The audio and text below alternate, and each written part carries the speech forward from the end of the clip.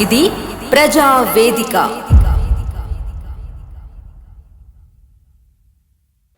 G news ప్రేక్షకులకు నమస్తే. నేను స్వప్న, జర్నలిస్ట్. జ్వాల పత్రికలో ఒక వార్త అయితే వచ్చింది, అదేంటో చూద్దాం. నిజంగా ఈ వార్త చదవాలంటే మాటలు రావట్లేదు. అయినా జర్నలిజంలో యోగి ఆత్మహత్య, కూతురుతో కలిసి యువ జర్నలిస్టు బలవన్ మరణం. డేరింగ్ జర్నలిస్టుగా పేరు తెచ్చుకున్న యోగి వరంగల్ జర్నలిస్టు సర్కిల్లో విషాదం. ఇంట్లో మళ్ళ పూటకుండదు, అయినా తెల్లబట్టలు వేసుకొని బయటకు వచ్చి 10 మందికి 10 ఏళ్ళు నోట్లోకి పోయే పనికొచ్చే వార్త రాస్తాడు. తనకి ఒంటి మీద ఒక్కటే గుడ్డ ఉంటుంది, కానీ పేదల పట్ల పోరాటం చేసేందుకు కలం తీస్తాడు. ఆస్తిపాస్తులు ఏం ఉండవు, కానీ అందరినీ ఆప్తుల లెక్క చూస్తాడు. వారి ఆత్మగౌరవం కోసం కొట్లాడతాడు. ఇల్లు, పిల్లలు, బంధువులు, చావులు, బతుకులు, పెండ్లిళ్ళు, పంక్తి భోజనాలు ఇవేమీ ఉండవు. కష్టం ఉందని ఎవరైనా వస్తే వాళ్ళ వార్త రాసి న్యాయం జరిగితే అదే గొప్పగా ఫీల్ అవుతాడు. విలేకరి అల్ప సంతోషి, జనం సంతోషమే విలేకరి సంతోషం. సమాజ మార్పు కోసం బతికే బడుగుజీవి విలేకరి. అడుగడుగున బాధలు, కుటుంబ బాధ్యతలు, ఆర్థిక సమస్యలతో సతమతమవుతూ బతుకీడుస్తూ ఆ బతుకే నేడు ప్రశ్నార్థకమవుతున్న విలేకరి. ఓ యువ జర్నలిస్ట్ బలవన్ మరణం ఇదే చెబుతున్నది. ఓరుగల్లు ప్రెస్ సర్కిల్లో శుక్రవారం రాత్రి విషాదం నెలకొంది. యువ జర్నలిస్ట్ బలవన్ మరణం ఒక్కడే కాదు, తన కన్న కూతురితో సహా సూసైడ్ చేసుకున్నాడు. ఏ సమస్య చుట్టుముట్టిందో తెలియదు, కానీ కూతురికి ఉరివేసి తాను ఉరివేసుకొని ప్రాణాలు తీసుకొని లోకం వదిలి వెళ్ళిపోయాడు. వరంగల్ యువ జర్నలిస్ట్, తొలి వెలుగు ఛానల్ స్టాఫర్గా పనిచేస్తున్న యోగిరెడ్డి తన కూతురు ఆద్యతో కలిసి హనంకొండ ఏకశిల పార్కుకు సమీపంలోని తన ఆఫీసులో శుక్రవారం ఊరేసుకున్నాడు. యోగి సంఘటనా స్థలంలోనే మృతి చెందాడు. కూతురు ఆద్య కొన ఊపిరితో ఉండగా ఓ ప్రైవేటు హాస్పిటల్కి తరలించి చికిత్స అందించినా లాభం లేకపోయింది. చికిత్స పొందుతూ ప్రాణాలు వదిలింది. హనంకొండలోని నక్కలగుట్టలో నివాసం ఉంటున్నాడు. ఏకశిలా పార్కుకు సమీపంలో తన ఆఫీస్ ఉంది. రోజులాగే శుక్రవారం తన కూతురు ఆద్యతో కలిసి ఆఫీస్కి వెళ్ళాడు. ఎవరూ లేని సమయం చూసి ఫ్యాన్కు కూతురికి ఉరివేశాడు. ఆ తర్వాత పక్కనే ఉన్న రాడ్కు తాను ఉరివేసుకున్నాడు. తర్వాత కెమెరామ్యాన్ వచ్చి చూడగా ఇద్దరు వేలాడుతూ కనిపించారు. వెంటనే కుటుంబ సభ్యులకు, పోలీసులకు సమాచారం ఇచ్చాడు. అప్పటికే యోగి ప్రాణాలు కోల్పోయి కనిపించగా అపస్మారక స్థితిలో ఉన్న ఆయన కూతురుని కొంతమంది జర్నలిస్టులు, సన్నిహితులు ఓ ప్రైవేటు హాస్పిటల్కి తరలించారు. కూతురు చికిత్స పొందుతూ చనిపోయింది. ప్రస్తుతం నక్కలగుట్టలో ఉంటున్న యోగిరెడ్డి మూలాలు జనగామ జిల్లా దేవరుప్పలలో ఉన్నాయి. దేవరుప్పల మండల కేంద్రంలోని తన అమ్మమ్మ ఊర్లోనే పుట్టి పెరిగింది. వీరి సొంత ఊరు లింగాల గణపురం మండలం వనపర్తి గ్రామం. జర్నలిజం మీద ఉన్న ఆసక్తితో ఇటువైపు వచ్చాడు. జర్నలిజంలో సుదీర్ఘకాలంగా పనిచేస్తున్న యోగిరెడ్డికి మంచి పేరుంది.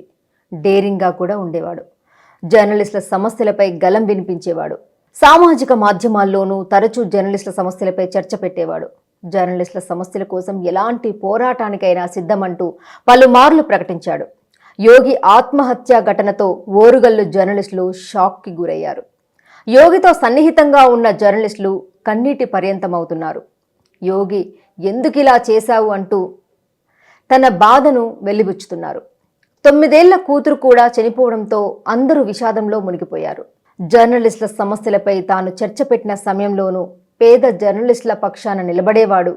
కరోనా సమయంలో ఎంతో మంది జర్నలిస్టులు సొంత ఇల్లు లేకపోవడంతో ఏ విధంగా ఇబ్బంది పడ్డారో తాను స్వయంగా వారి బాధల్ని చూశానంటూ చెప్పేవాడు. త్వరలోనే మంచి ఛానల్లో ఎవరూ ఊహించని రీతిలో ఎంట్రీ ఇస్తానని పలువురు సన్నిహితుల దగ్గర చెప్పుకున్న యోగి అంతలోనే ఎందుకిలా చేశాడో ఎవరికీ అంతుచిక్కడం లేదు. ఏమై ఉంటుంది? యోగి ఎందుకు సూసైడ్ చేసుకున్నాడనేది పెద్ద ప్రశ్నగా మిగిలిపోయింది. ప్రొఫెషనల్ పరంగా యోగి ఓ జర్నలిస్టుగా ప్రజల పక్షాన నిలబడి నిజాలను అందించాలనే ఉద్దేశంతో ఎన్నో స్టోరీలు చేసేవాడు. నిత్యం ప్రజల్లోనే ఉండేవాడు. సంస్థకు అన్ని రకాల వార్తలు, బ్రేకింగ్లు అందించే క్రమంలో పూర్తి స్థాయిలో సమయాన్ని ఛానల్కే పెట్టేవాడు. ఈ బిజీ లైఫ్లో అందరి జర్నలిస్టుల మాదిరిగానే తాను కూడా కుటుంబానికి ఎక్కువ సమయం ఇవ్వలేకపోయాడా? అసలే జర్నలిజం ఫీల్డులో తక్కువ జీతాలు, అరా కొరా అలవెన్సులు, ఇలాంటి ఆర్థిక సమస్యలే యోగిని చుట్టుముట్టాయా, లేదంటే మరేదైనా సమస్యలు యోగికి ఉన్నాయా అనేవి తెలియాల్సి ఉంది. 10 మందికి ఆదర్శంగా ధైర్యం చెప్పే స్థితిలో ఉన్న యువ జర్నలిస్ట్ సూసైడ్ చేసుకోవడం, అందులోనూ చిన్న వయసున్న కూతురుతో కలిసి ఈ దారుణానికి ఒడిగట్టడం మరింతగా అందరినీ కలిచివేస్తుంది. కారణాలేవైనా మనిషి బతికి సాధించాలే కానీ ఆత్మహత్యలు సమస్యలకు పరిష్కారం కాదు. యువ జర్నలిస్టు మరణంతోనైనా జర్నలిస్టుల సమస్యలను పరిష్కరించే దిశగా సీనియర్ జర్నలిస్టులు, సంఘాల నాయకులు నడుం కడతారో చూడాలి మరి. సో ఇది జ్వాలా పేపర్లో వచ్చినటువంటి వార్త. యోగి, ఈ యోగి అనేటువంటి తమ్ముడు పేరు, ఈ వ్యక్తి గురించి నేను అసలు విన్నది నాగరాజు అని చెప్పేసి ఒక బ్రదర్ దగ్గర. సో తనతో మాట్లాడినప్పుడు నా ఛానల్కి నేను కొంత వర్క్ విషయంలో వెళ్ళినప్పుడు కలిసినప్పుడు తను నాతో చెప్పిన విషయం ఏంటంటే, స్వప్నాజీ, నేను తమ్ముడు అని పిలుస్తుంటాను తనని, స్వప్నాజీ సేమ్ మీరే విధంగా అయితే జర్నలిజంలో ఉన్నారో అవే భావాలతో యోగి అనే పర్సన్ కూడా ఉన్నారు. తను కూడా చాలా అసలు ఎక్కడికి వెళ్ళినా కూడా న్యూస్ కవరింగ్లో కానీ ఎక్కడ కూడా ఏ అమౌంట్కి కూడా ఆశపడకుండా సమాజాన్ని మార్చాలి, ఎంతో కొంత సేవ చేయాలి ప్రజలకి అని చెప్పేసి అన్న ఉద్దేశంతో ఉంటాడు. సో మనందరం ఒకసారి కలుద్దాం, ఒకసారి టీ పార్టీ లాగా బయట ఎక్కడైనా కలుద్దాం అది అని చెప్పేసి అంటే నేను సరే అన్నాను. తర్వాత వచ్చిన తర్వాత స్టేటస్లో కూడా మన కెమెరామ్యాన్ దగ్గర కూడా స్టేటస్లో చూసాను నేను, యోగి పెట్టేటువంటి స్టేటస్లన్నీ చూస్తూ ఉండేదాన్ని. నాకు అతనితో నాకు పరిచయం లేదు, ఆయన ముఖ పరిచయం లేదు, తనతో నేను మాట్లాడలేదు, ఏం లేదు. కానీ ఎప్పుడైతే కెమెరామ్యాన్ రాకేష్ దగ్గర నేను స్టేటస్లో చూసినప్పుడు ఒక వీడియో ఏదో ఉంది, మాజా ప్యాకెట్ తీసుకొని ఆ చిన్న చుక్క తన నాలుక మీద వేసుకుంటూ ఏదో సాంగ్ పెట్టి నిగ్గదీసి అడుగు అని చెప్పేసి అని ప్రభుత్వాన్ని, ఈ అధికారులని అని చెప్పేసి అని ఒక పాటతో తను స్టేటస్ పెట్టుకున్నాడు. నిజంగా చాలా అసలు చూసి నేను అనుకున్నాను, సంతోషంగా ఫీల్ అయ్యాను. మళ్ళీ అదే సమయంలో ఈ అబ్బాయికి ఇంత సమాజ సేవ చెయ్యాలి అన్న ఆలోచన ఉంది అని చెప్పేసి అని నవ్వుకున్నాను. సరేలే, మంచి భావాజాలంతో ఉన్నాడు అది ఇది అని చెప్పేసి అని అనుకున్నాను. సో ఇటువంటి వ్యక్తి అంటే తన స్టేటస్లు చూడడము, తను జర్నలిజం గురించి చెప్పడము, సత్యమేవ జయతే అని ప్రతిసారి స్టేటస్లో ఏదో ఒకటి సమాజానికి ఏదో చెయ్యాలి, ఏదో తపన, ఏదో ఆలోచన ఉన్నటువంటి వ్యక్తి. అతని వీడియోస్ చూసి ఉన్నదాన్ని నేను ఒక్కసారిగా గ్రేటర్ వరంగల్ గ్రూప్లో ఆ వార్త నేను వినడంతో ఆ తమ్ముడు ఇలా అయిన తర్వాత నేను ఒక మెసేజ్ కూడా పెట్టాను. నేను ఇది సూసైడా లేక because Yogi is not a timid person, పిరికివాడు కాదు, అస్సలు కాదు. సమాజానికి సేవ చేద్దాం అనుకునే వాళ్ళు ఎవరైతే ముందుకొస్తారో, ఎవరి దగ్గర అయితే లంచాలు తీసుకోకుండా ఉంటారో డెఫినెట్లీ పిరికి వాళ్ళు అయి ఉండరు. ఎందుకంటే ఎంతో కొంత చెయ్యాలి, సమాజ సేవ చేయాలి, ప్రజలకి మనం ఉపయోగపడాలి అన్న భావాజాలం ఉన్నవారు ఎవరు కూడా చనిపోవాలని ఎవరు కూడా అనుకోరు. కానీ ఇక్కడ ఎందుకు యోగి ఎందుకు చనిపోవాల్సి వచ్చింది? దీనికి గల వెనకాల కారణాలు ఏంటి? అసలు ఎందుకు యోగి పనిచేసేటువంటి సంస్థలో యోగిని ఎందుకు తీసేశారు? కారణం ఏంటి? అంటే సీనియర్స్ ఏమైనా తను తీసేటువంటి వీడియోస్ ఏవైతే ఉన్నాయో తనను అడ్డుకున్నారా? సీనియర్స్ ఎవరైనా దీనికి బాధ్యులా? అందరూ అనట్లేదు, కొందరు ఉండొచ్చు. ఇక్కడ ఎలా ఉందంటే కాలేజీలలో ఎక్కువగా ర్యాగింగ్స్ జరుగుతూ ఉంటాయి కాలేజీలలో. కానీ ఇక్కడ మన దౌర్భాగ్యం ఏంటి అంటే పని చేసే చోట కూడా మేము సీనియర్స్, మేము ఎప్పటి నుంచో పాతుకొని ఉన్నాం. ఎందుకంత ఈగోలకు వెళ్తూ ఉంటారు? అసలు అంత అవసరం ఏముంది? అసలు మంచి చెప్పినప్పుడు ఎవరైనా వినాలి కదా. అంటే ఇప్పుడే వచ్చాడు, వీడికి ఏం తెలుసు, వీడు చెప్తే మేము వినేదేంటి? మంచి చెప్తే ఎవరు చెప్పినా వినాలి. శత్రువు చెప్పినా, ఈవెన్ శత్రువు మంచి చెప్పినా, ఒకానొక టైంలో శత్రువు మంచి చెప్పినా వింటే తప్పేంటి? కానీ మనకి మన అహం దెబ్బతింటది, కిరీటం కింద పడిపోయిద్ది. ఈరోజు యోగి చావుకి ఎవరు కారణం? అంటే సంస్థలో తనని తీసేయడానికి గల కారణం ఏంటి? చెప్పాను కదా, జర్నలిజంలో కొందరు మాత్రమే జెన్యూన్గా ఉన్నారు, సమాజం కోసం అని పాటుపడే వాళ్ళు ఉన్నారు. ఇక్కడ మీరు వయసు చూడకండి, మంచి ఎంత చేస్తున్నాడని చూడండి. ఆడవాళ్ళైనా మగవాళ్ళైనా ఎవరైనా కానీ, పెద్దవాళ్ళైనా ఏ వయసు వాళ్ళైనా, అన్నలైనా తమ్ముడైనా ఎవరైనా కానీ మంచి చేస్తున్నారా, సమాజానికి సేవ చేస్తున్నారా, సమాజాన్ని భ్రష్టు పట్టిస్తున్నారా, ఇది చూడండి. దయచేసి సీనియర్స్ అది ఇదని చెప్పేసని ఈరోజు ఆ ప్రాణం తీసుకోవాల్సిన పరిస్థితి ఎందుకు వచ్చింది? ఆర్థిక పరిస్థితి. నేను ఆర్థిక పరిస్థితి అనేసానంటే కూడా ఒక బ్రదర్ని వేరే వాళ్ళు నేను కనుక్కుంటే, వేరే వాళ్ళ దగ్గరికి వెళ్ళినప్పుడు సమస్య ఉంది అని చెప్పినప్పుడు ఒక కుటుంబానికి 10,000 ఆ విధంగా ఇస్తూ ఉండేవాళ్ళు. ఎక్కడ కూడా యోగి ఎవరైనా రాజకీయ నాయకులు ఏమైనా ఇచ్చేసినా కానీ అదొద్దు, మన డబ్బులతో మనమే చేద్దాం, వాళ్ళు ఇచ్చే నీళ్లు తాగడం ఏంటి మనము అని చెప్పేసి అని ఉన్నటువంటి గొప్ప వ్యక్తి. మరి అటువంటి వ్యక్తి ఆర్థిక పరిస్థితి ఏమో. మరి ఈరోజు తను చేసిన పని నిజంగా అసలు అనాలోచితంగా చేసిన పని. నిజంగా ఇంతగనం ప్రజలకి సేవ చేద్దామనుకున్నటువంటి వ్యక్తి చనిపోవాలన్న ఆలోచన, మూర్ఖపు ఆలోచన ఎందుకు వచ్చింది యోగికి? ఎందువల్ల వచ్చింది? ఎవరైనా తనని మానసికంగా హింసించారా? ఈరోజు చూడండి వాళ్ళ కూతుర్ని, సరే మరి ఆయన ఏ కాన్షియస్లో ఉండి ఊరేసుకున్నాడో నాకు తెలియదు. ఫస్ట్ కూతురికి ఊరేస్తున్నాడంటే ఎంత ధైర్యం కావాలి అసలు? ఎంత ధైర్యం కూడగట్టుకొని ఒక కూతుర్ని, ఎంత అల్లారు ముద్దుగా పెంచుకొని తన చేతుల్లో పెంచుకున్న కూతుర్ని కన్న తండ్రే కాలయముడై ఈ విధంగా తనని ఇంటి దగ్గర నుంచి చీర తీసుకొని వచ్చి ఏదో ఊరేశారు అని చెప్పేసి అని అంటున్నారు. ఎందుకు? ఆర్థికంగా కొంత సమస్యలు ఉండడం వలన. ఆర్థికంగా సమస్యలు అంటే ఈ రోజుల్లో ఎవరికి లేవు సమస్యలు, ప్రతి ఒక్కరికి సమస్యలు ఉంటాయి. కానీ ఆర్థిక సమస్యలు కాదనిపిస్తుంది. దీని వెనకాల ఎవరో ఉన్నారు. ప్రత్యక్షంగా కాకపోవచ్చు కానీ పరోక్షంగా డెఫినెట్లీ ఉండి ఉంటారు. కేవలం కత్తి తీసుకొని చంపితేనే అది, లేకపోతే హత్యనో అదో ఇదో కాదు. మాటలతో కూడా ఒక మనిషిని మానసికంగా చంపొచ్చు. యోగికి జరిగింది అది ఆత్మహత్య కాదు, హత్యే.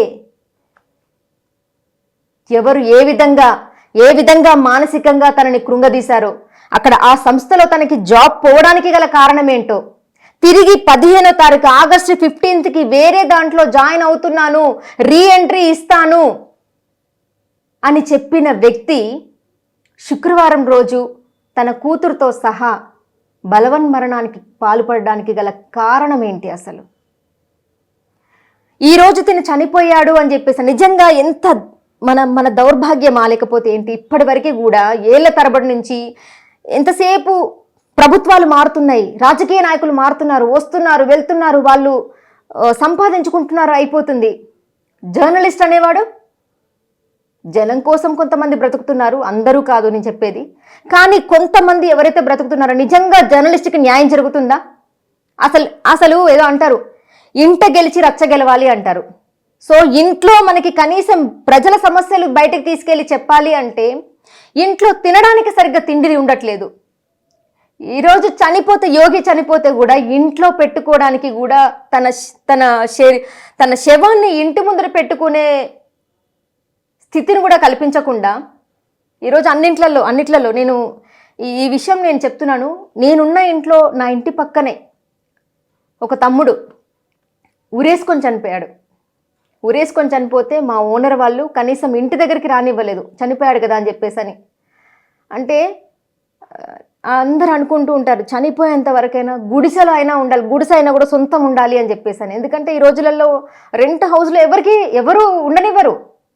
చనిపోయిన తర్వాత ఏ శవాన్ని కూడా ఇంటికి రానివ్వరు. మరి అటువంటిది ఈరోజు తనకి ఒక ప్రజల కోసం పోరాడాడు, అయినా తను బలవన్మరణానికి పాల్పడ్డాడు. ఎంతో ధైర్యం ఉన్నటువంటి వ్యక్తి. ప్రజా సమస్యలు ఏవైతే ఉన్నాయో వాటిని ప్రభుత్వం ముందుకు తీసుకెళ్ళి వాళ్ళకి న్యాయం జరిగే దిశగా ముందుకు వెళ్ళేటువంటి వ్యక్తి ఈరోజు తన బలవన్మరణానికి కారకులు ఎవరు? తన కూతురుని కూడా చంపుకున్నాడు. సో తను తీసుకున్న నిర్ణయమే అసలు ఎవ్వరు కూడా ఒప్పుకోదగినటువంటి విషయం కాదు. కానీ తన కూతుర్ని చంపే హక్కు ఎవరిచ్చారు యోగికి? ఈరోజు కూతుర్ను కూడా చంపుకున్నాడంటే దానికి కారకులు ఎవరు? ప్రత్యక్షంగా కాకపోయినా పరోక్షంగా తనని మాటలతో మానసికంగా హింసించి ఒక సంస్థలో జాబ్ చేస్తూ ఉంటే ఆ జాబ్ పోవడానికి ప్రధాన కారకులు ఎవరు? అంటే ప్రెస్ క్లబ్లో వాళ్ళ, లేదంటే కనుక తన తోటి జర్నలిస్ట్లా, ఎవరు? లేదు అంటే కనుక ఈ ప్రభుత్వాల, ఎవరు కారకులు? ఎందుకంటే మనిషి చనిపోయాడు. నిజంగా ఖచ్చితంగా ఇన్వెస్టిగేషన్ చేస్తే గనక నిజానికి యోగిది ఆత్మహత్య కాదు, హత్య అని బయటపడుతుంది.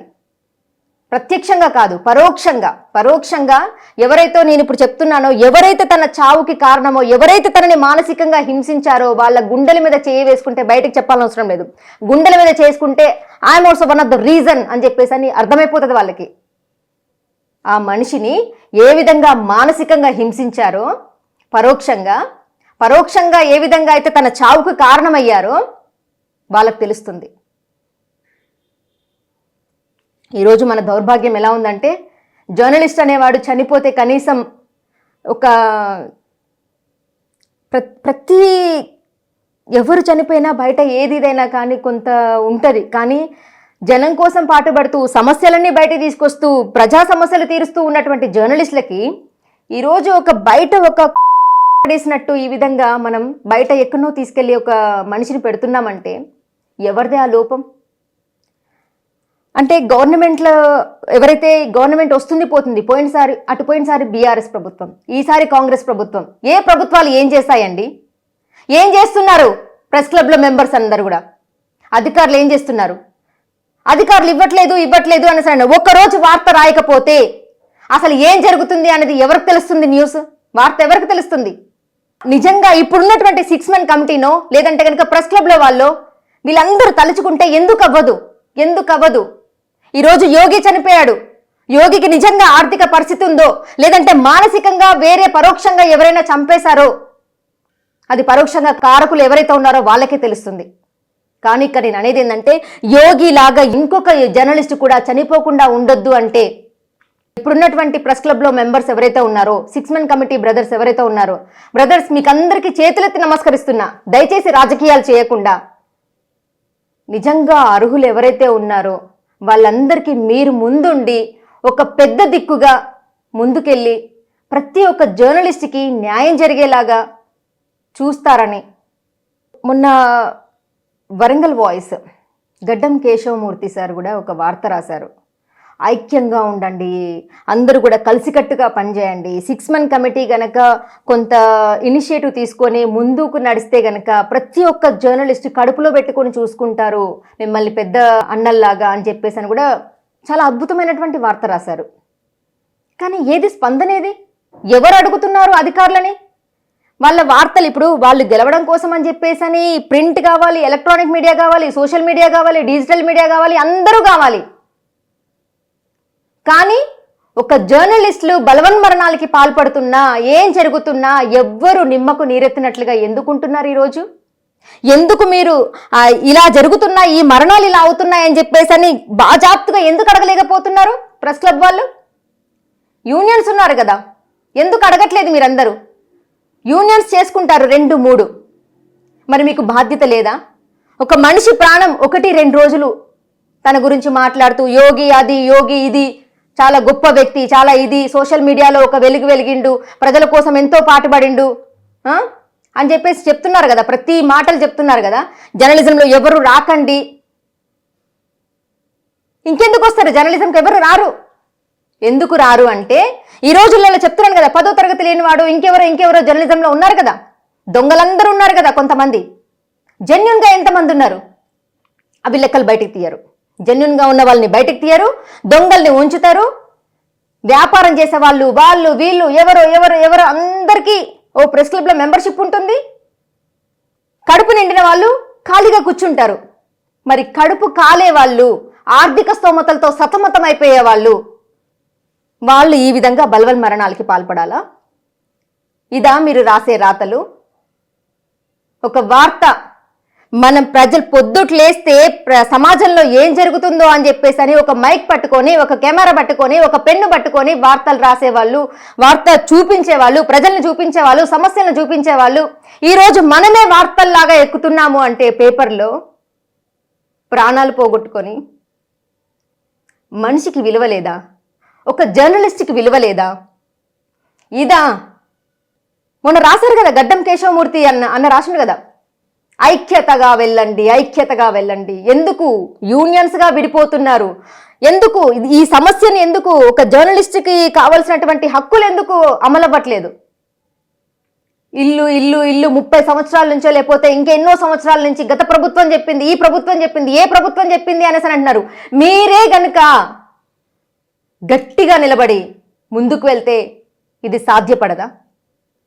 ఈరోజు నిజంగా యోగి తమ్ముడు ఏ కారణంతో ఆర్థిక పరిస్థితి సరిగ్గా లేకపోవడం వల్ల బలవన్ మరణానికి పాల్పడ్డా, లేదంటే గనక మానసికంగా హింసించి చంపేశారా తనని అనేది ఆ భగవంతుడికి తెలుసు. కానీ ఒక్కటి, ధర్మో రక్షతి రక్షితః, సత్యమేవ జయతే అని తమ్ముడు ఏదైతే అన్నాడో, సత్యం ఈ రోజు కాకపోయినా రేపు గెలుస్తుంది. లేటుగా గెలవచ్చు కానీ సత్యమే గెలుస్తుంది. సత్యమేవ జయతే, అది గెలుస్తుందన్న నమ్మకంతో ఈరోజు తమ్ముడు చేసిన పని ముమ్మాటికి మూర్ఖమైనటువంటి పనే. తను చనిపోవడమే కాకుండా తన బిడ్డను కూడా చంపేటువంటి హక్కు తనకు లేదు, చంపేశాడు. కానీ కారణం ఏ పరిస్థితులు అతన్ని ఆ విధంగా ఒక కన్న కూతుర్నే చంపేటువంటి ఒక స్థితికి దిగజార్చాయో, ఎవరు ఆ వ్యక్తులు ఎవరో కేవలం తనకే తెలుసు. ఎంత క్షోభను అనుభవించారో, తండ్రిగా అటు కూతురుగా ఎంత నరకాన్ని అనుభవించి ప్రాణాలు గాలిలో కలిసిపోయాయో. సో ఇక్కడ చెప్పొచ్చేది ఏంటంటే, మీరు నిజంగా మీ దాంట్లో ఐక్యత ఉంటే గనక, గడ్డం కేశవమూర్తి సార్ రాశారు కదా వరంగల్ వాయిస్లో, ఐక్యతగా వెళ్ళండి, ఈగోలు మానండి అని. నిజంగా ఈగోలు లేకుంటే, నిజంగా ఐక్యత మీ దగ్గర ఉంటే గనక ముందుకు వెళ్ళండి. ఇలాంటి యోగి తమ్ముళ్ళంటోళ్ళు, అన్నలు కానీ తమ్ములు కానీ ఇక ముందు బలవన్ మరణాలకి పాల్పడకుండా, ఆర్థిక స్థితిగతులతో సతమతమైపోయి వాళ్ళకి వాళ్ళు ప్రాణాలు తీసుకోకుండా, ఆత్మహత్యలు చేసుకోకుండా ముందడుగు వేసి ఈ జర్నలిస్టులకి ఉన్నటువంటి సమస్యలు, జర్నలిస్టులకు రావాల్సినటువంటి ఇళ్ల స్థలాలు కానీ ఇల్లు కానీ మీరు ఒక పెద్దన్నలాగా ముందుకు నడుస్తూ ప్రతి ఒక్క జర్నలిస్టులకి న్యాయం చేస్తారని మనస్ఫూర్తిగా మా జీ న్యూస్ గంగా ప్రవాహం తరపు నుంచి కోరుకుంటున్నాను. అలాగే తమ్ముడికి తన కూతురికి ఆత్మశాంతి కలగాలని. సత్యమేవ జయతే. న్యాయం వైపు నిలబడే గలం గంగా ప్రవాహం. For latest updates subscribe to Zee News. ఇది ప్రజా వేదిక.